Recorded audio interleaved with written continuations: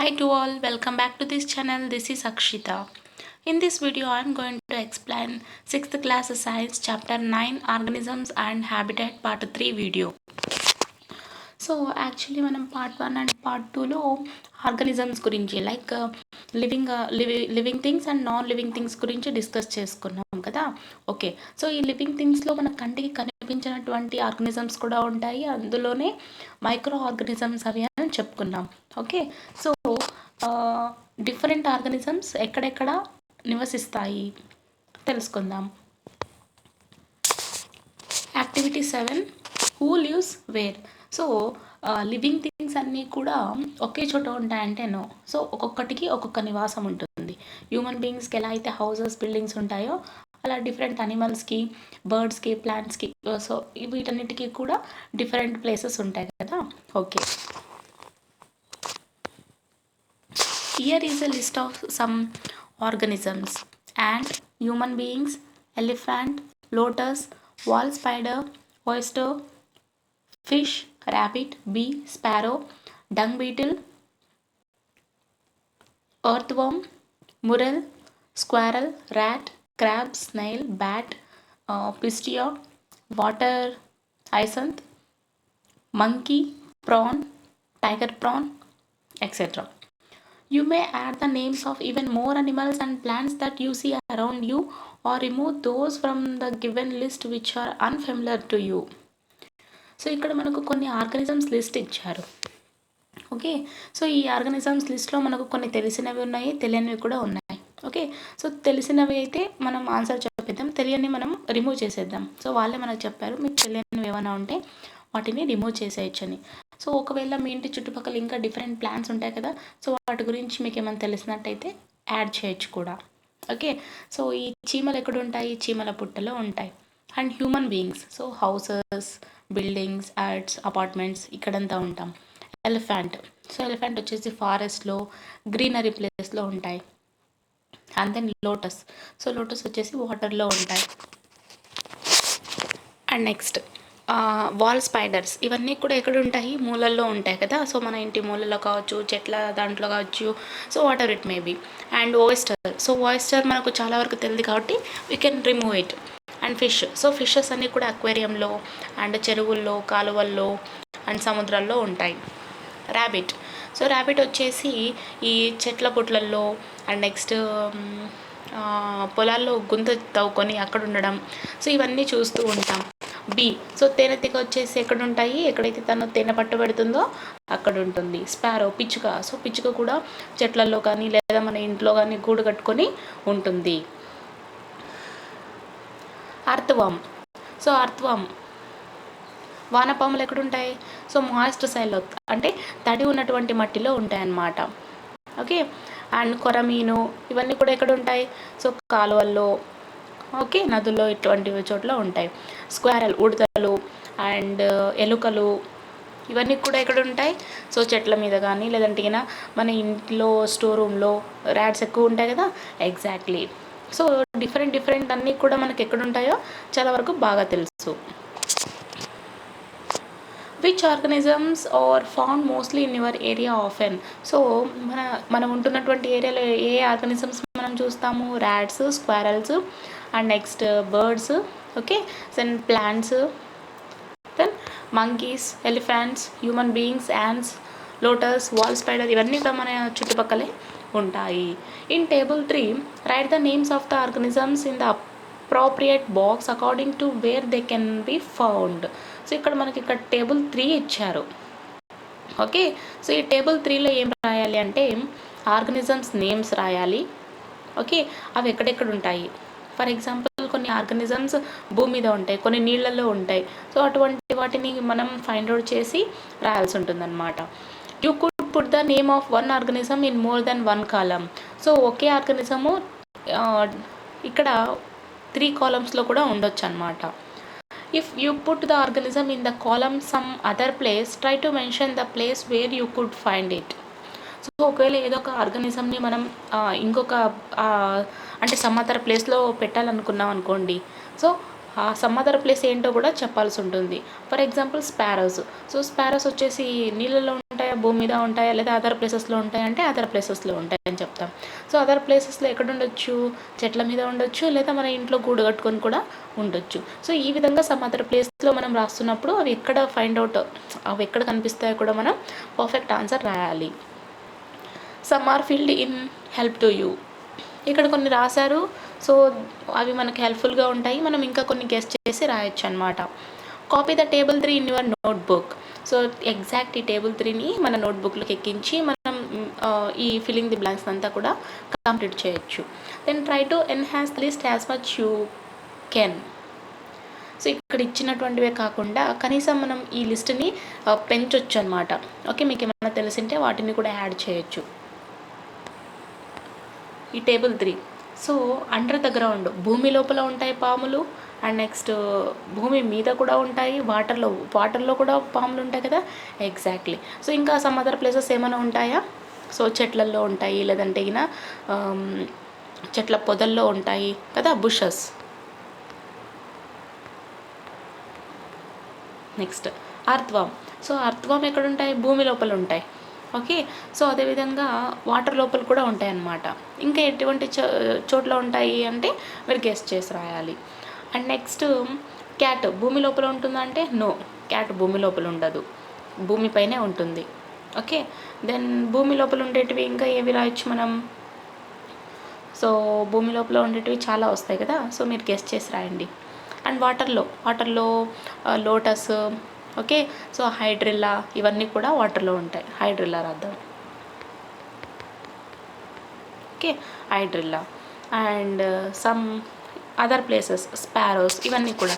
So ఈ విధంగా మీకు తెలిసినటువంటి ఏమన్నా ఉన్నట్టయితే ఈ లిస్ట్ని మీరు ఇంకా పెంచవచ్చు అనమాట.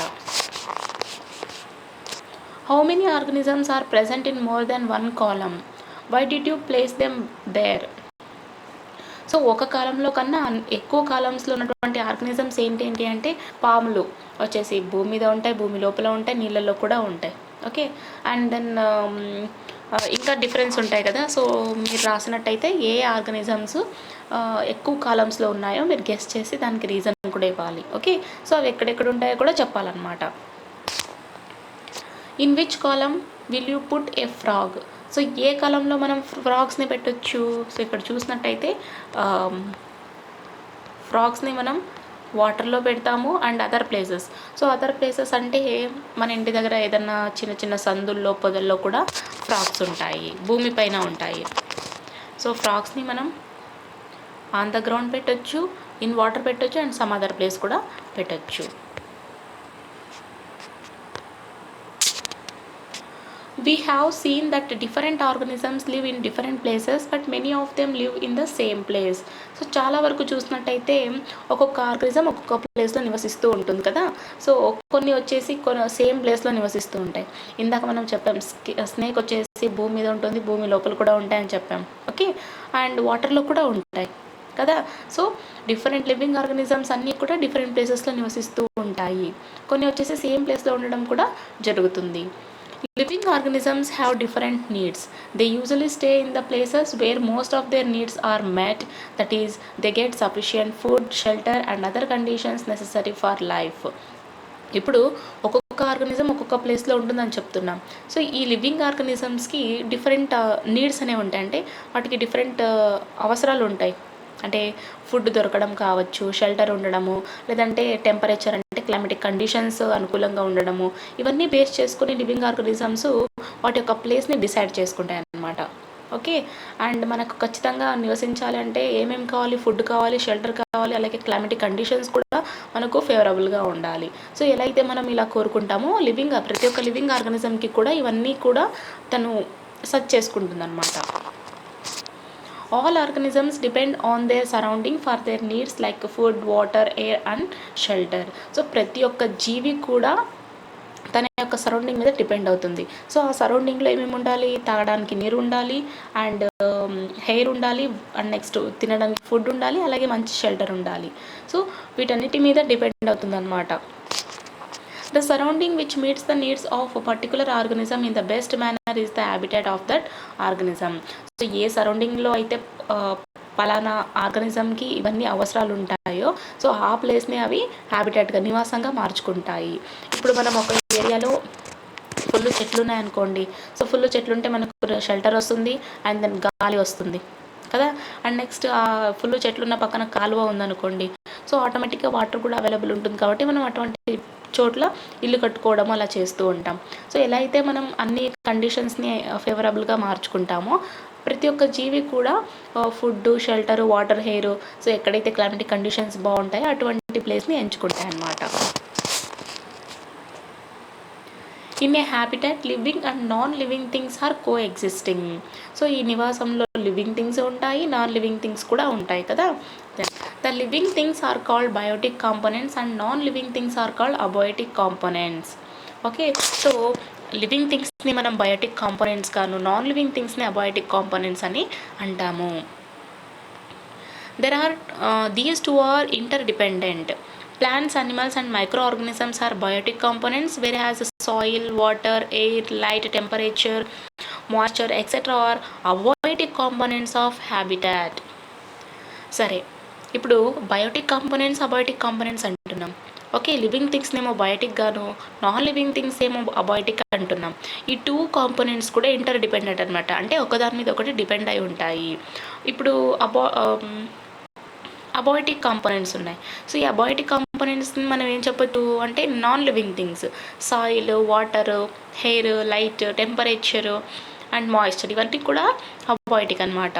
ఓకే, అండ్ బయోటిక్ కిందకి ఏమేమి వస్తాయి? Plants, animals, micro organisms, human beings, ఇవన్నీ కూడా వస్తాయి. Habitats can be broadly classified into two categories, aquatic habitat and terrestrial habitat. So నివాసాన్ని ఏర్పరచుకుంటూ ఉంటాం కదా.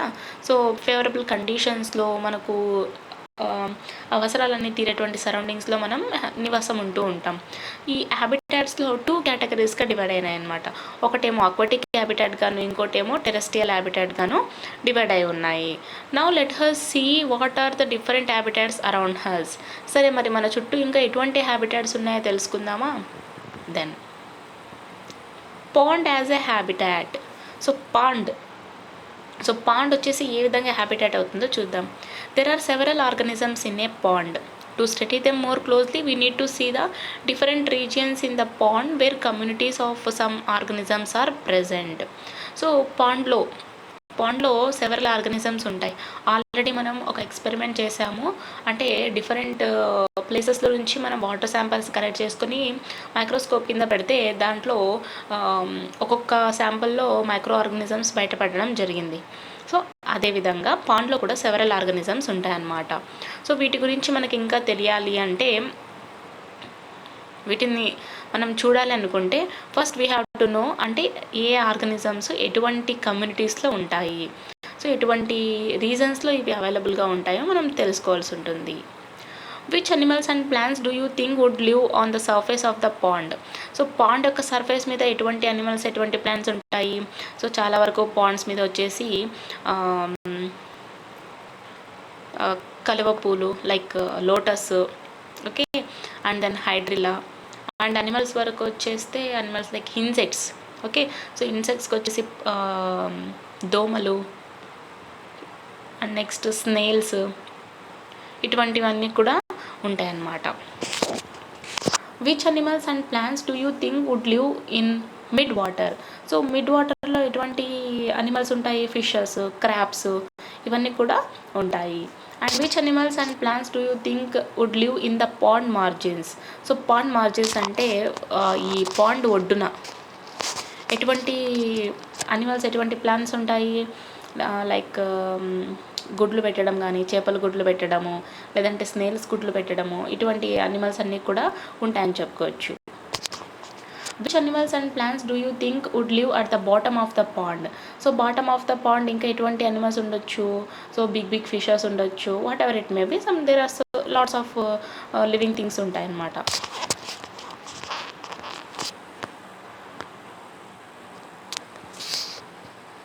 Activity 8.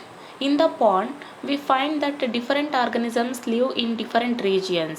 This is due to some conditions like availability of different amounts of food, air, light, etc. Now let us study the table 4 showing organisms living in different regions of a pond and answer the questions.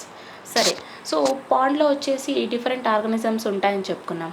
అంటే ఇప్పుడు ఎలా అయితే మనం different రీజియన్స్లో ఇక్కడ చూడండి, first pond యొక్క surface మీద, and next pond margin వద్ద, మిడ్ పాండ్ వద్ద, అండ్ నెక్స్ట్ బాటమ్ పాండ్ వద్ద. సో ఏ రీజన్స్లో ఏ అనిమల్స్ ఏ ప్లాంట్స్ ఉంటాయో మనం చెప్పుకున్నాం కదా. సో వాటి యొక్క కండిషన్స్ని బేస్ చేసుకొని వాటికి దొరికేటువంటి ఫుడ్ కావచ్చు, లేదా ఎయిర్ కావచ్చు, లైట్ కావచ్చు, వీటి యొక్క అవైలబిలిటీని బేస్ చేసుకొని అవి కండిషన్స్ని అనలైజ్ చేసి అవి అక్కడ నివాసం ఉండడం జరుగుతుంది. సో ఇప్పుడు మనం టేబుల్ 4లో ఏం తెలుసుకోబోతున్నాం అంటే, ఆర్గానిజమ్స్ డిఫరెంట్ రీజన్స్లో ఉంటున్నాయి. అంటే ఇప్పుడు పాండ్లో మనం surface, mid, margin and bottom of the pond అని చెప్పుకున్నాం. సో డిఫరెంట్ రీజియన్స్లో ఎటువంటి లివింగ్ ఆర్గానిజమ్స్ అక్కడ ఉండబోతున్నాయో అండ్ వాటికి రీజన్స్ ఏంటి, ఓకే, అండ్ వాళ్ళు అడిగేటువంటి క్వశ్చన్స్కి కూడా మనం ఆన్సర్ చేయడానికి ట్రై చేద్దాం.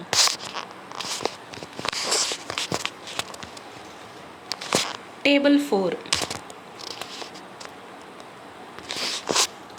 So region of the pond, first above the surface చూద్దాం. సో పాండ్ యొక్క above surface organisms living in that region. So ఆ రీజన్లో అంటే పాండ్ యొక్క సర్ఫేస్లో ఎటువంటి ఆర్గానిజమ్స్ అక్కడ నివసిస్తున్నాయో తెలుసుకుందాం. Dragonfly, mayfly, kingfisher hovering about the pond. So ఈ పాండ్ మీద కింగ్ ఫిషర్స్ అండ్ నెక్స్ట్ ఈగలు, డ్రాగన్ ఫ్లైస్, తూనిగలు, ఓకే, డ్రాగన్ ఫ్లైస్ అంటే తూనిగలు. సో ఇటువంటివన్నీ కూడా ఇన్సెక్ట్స్ అన్నీ కూడా దాని మీద నివసిస్తాయి అన్నమాట.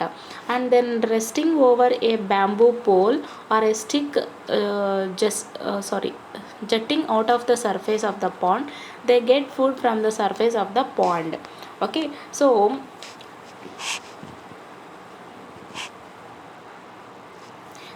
పాండ్ యొక్క సర్ఫేస్ నుంచి మనం ఏదైనా ఒక చిన్న స్టిక్ కానీ బ్యాంబూ స్టిక్ కానీ పెడతామనుకోండి, సో అంత లోతు వరకు ఇవన్నీ కూడా అక్కడ నివసిస్తూ ఉంటాయి అన్నమాట. సో అదేవిధంగా ఆ పాండ్ యొక్క సర్ఫేస్ నుంచి ఇవి ఫుడ్ని అంతా కూడా గ్యాదర్ చేసుకుంటాయి.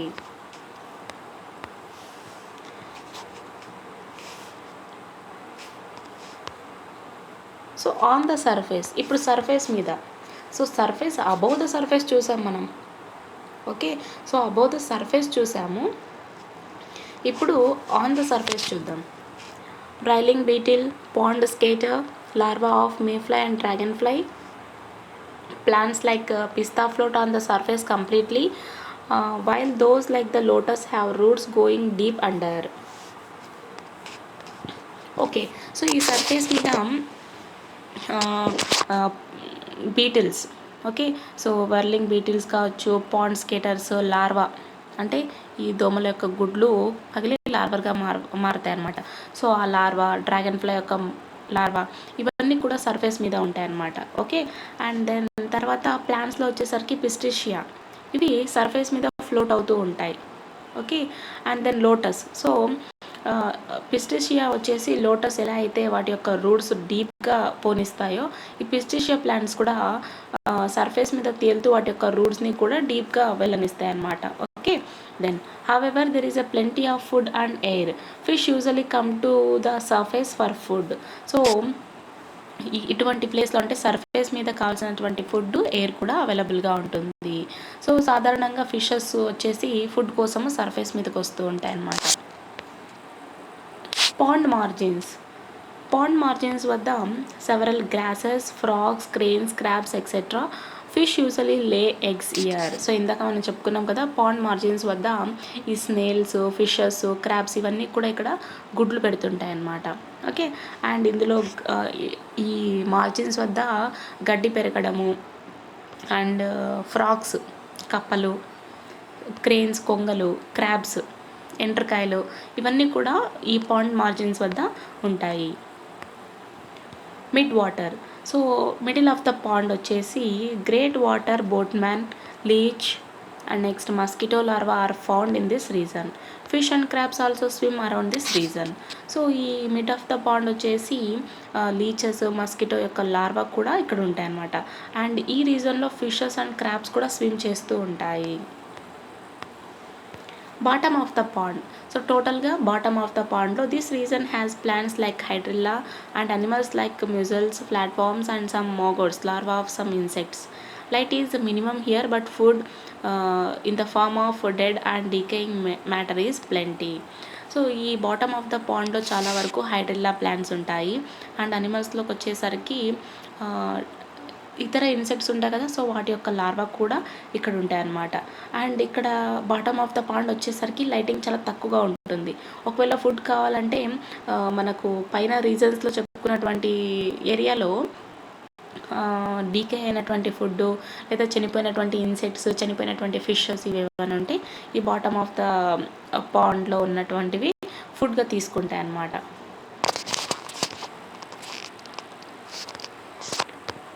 Name some organisms in the pond that can stay in different regions in the same pond. So same పాండ్లో డిఫరెంట్ రీజన్స్ వద్ద ఎటువంటి ఆర్గానిజమ్స్ ఉంటాయి, ఇందాక మనం చెప్పుకున్నాం కదా పైన టేబుల్లో. Exactly. Then what makes them stay in different regions in the pond. So ఆ పాండ్లో డిఫరెంట్ రీజన్స్ వద్ద స్టే చేయడానికి ఎటువంటి రీజన్స్ ఉండొచ్చు. ఇప్పుడు మనం చెప్పాము ఫుడ్ అవైలబుల్ గాను, లైట్ అవైలబుల్ గాను, సో ఇవన్నీ బేస్ చేసుకొని అక్కడ ఉంటున్నాయి.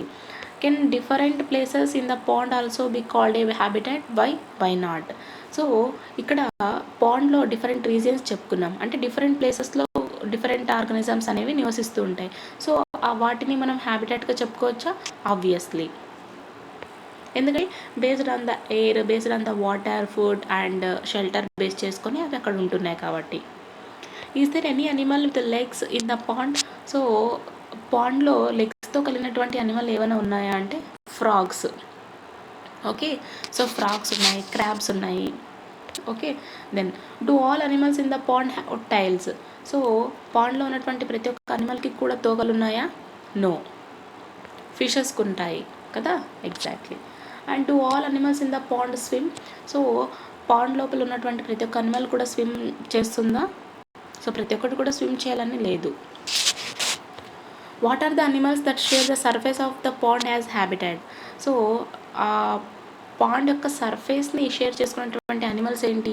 Dragon flies, mosquitoes and next like dragon flies, ఇవన్నీ కూడా చెప్పుకున్నాం కదా. Exactly. Then are the leaves of all plants growing in a pond similar. What is the difference between the leaves of plant growing at the bottom and that floating on the surface? Try to think and write why we find such differences. So ఈ పాండ్లో different plants అన్నీ కూడా పెరుగుతూ ఉంటాయి, వాటి యొక్క leaves కూడా ఉంటాయి కదా. సో వాటి యొక్క లీవ్స్ గ్రో అవుతూ ఉంటాయి. సో ఇక్కడ బాటమ్ ఆఫ్ ద వాటర్ అంటే హైడ్రిల్లా ఇక్కడ నీటి లోపల పెరుగుతుంది. సో ఎలా అయితే హైడ్రిల్లా యొక్క లీవ్స్ నీటి లోపల పెరుగుతుందో అండ్ వాటర్ సర్ఫేస్ మీద ఫ్లోట్ అవుతున్నటువంటి లోటస్ యొక్క లీవ్స్ సో ఏ విధంగా పెరుగుతాయి, వాటి మధ్య డిఫరెన్స్ ఏంటి? ఓకే, సో వాటి గురించి తెలుసుకొని మీరు కామెంట్ సెక్షన్లో కామెంట్ చేయండి. నేను నెక్స్ట్ వీడియోలో క్లారిటీని ఇస్తాను. And then see